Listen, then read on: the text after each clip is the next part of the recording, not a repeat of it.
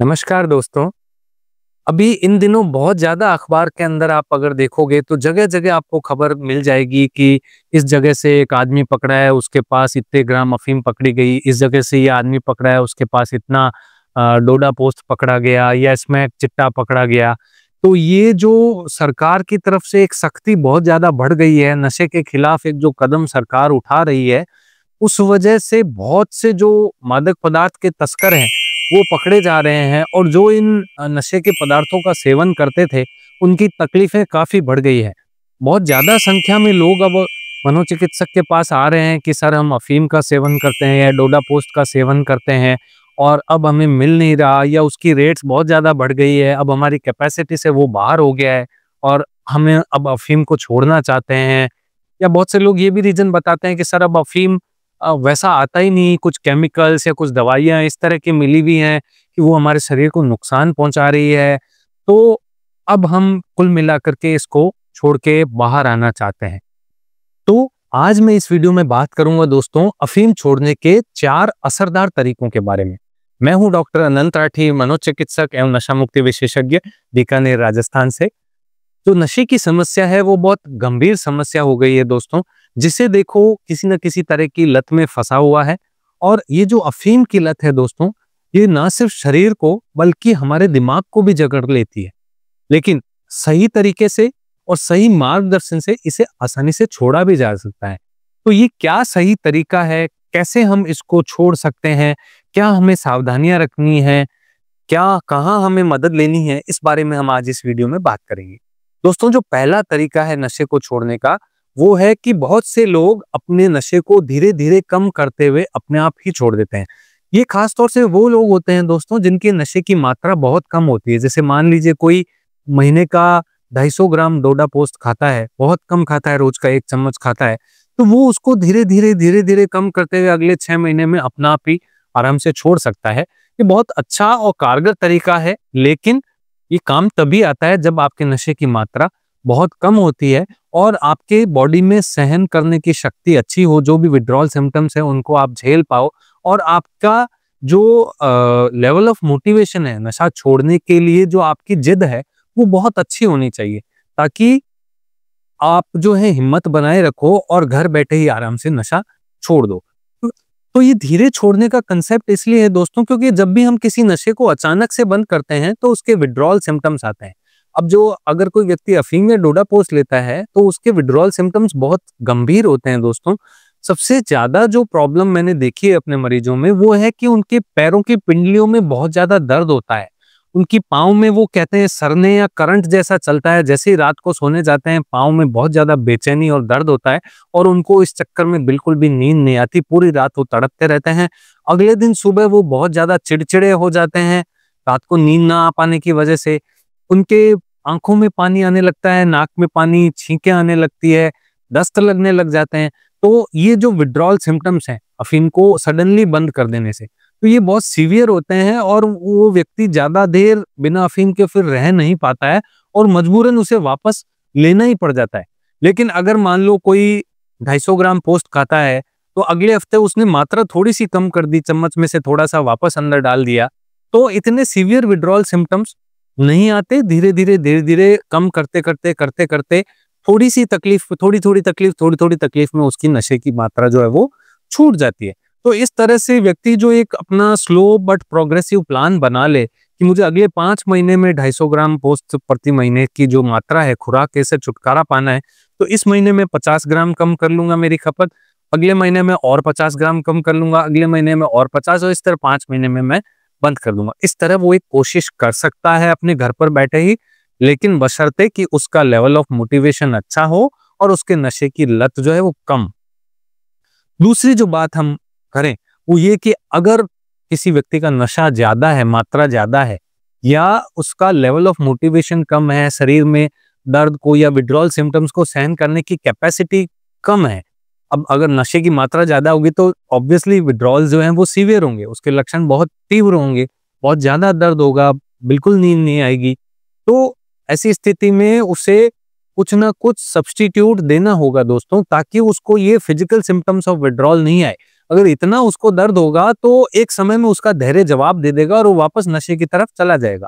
तो जो medical science में हम जो है वो डिटॉक्सिफिकेशन की फेज में एक सब्स्टिट्यूट देते हैं, जो दवा काम उसी तरीके से करती है जिस तरीके से अफीम काम करती है, लेकिन उसके कोई दुष्प्रभाव नहीं होते या वो उतनी तेज नहीं होती कि उसको सडनली छोड़ दें या कम कर दें तो बहुत ज्यादा तकलीफ हो। तो इस तरह से हम कुछ ऐसा रिप्लेसमेंट मेडिसिन देते हैं, जैसा कि आजकल बहुत सी दवाइयां मार्केट में उपलब्ध हैं, उसमें ब्यूप्रीनॉर्फिन और मिथाडोन, ये रिसेंटली जो है भारत सरकार ने भी शुरू कर दी है।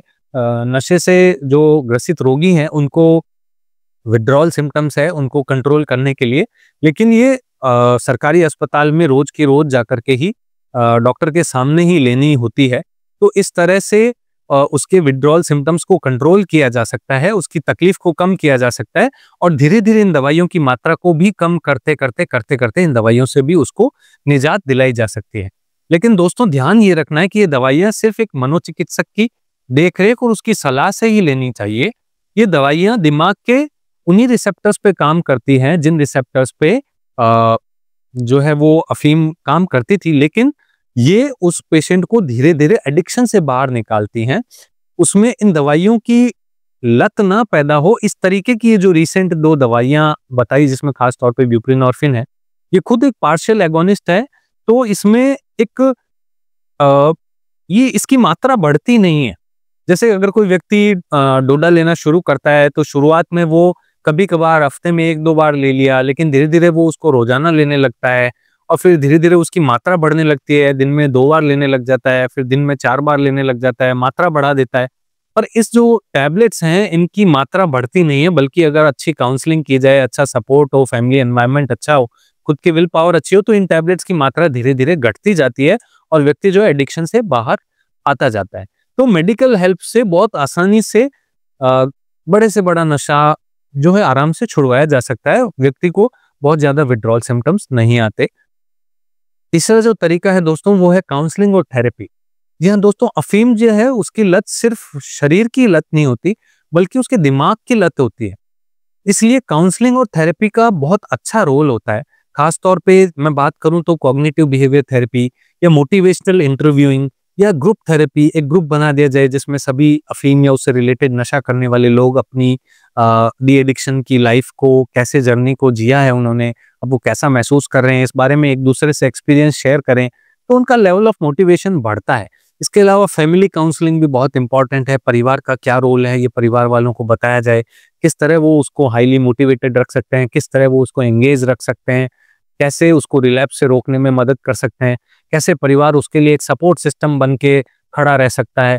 तो ये एक जो थेरेपीज हैं ये भी बहुत अच्छा रोल अदा करती है उसका जो मेंटल विड्रॉल सिम्टम्स आते हैं उसको कंट्रोल करने में, क्योंकि जैसे ही व्यक्ति नशा नहीं लेता है तो उसकी दिमाग में जो नशा लेने के समय था उस समय उसके दिमाग में नशा लेने की इच्छा जरूर आती है।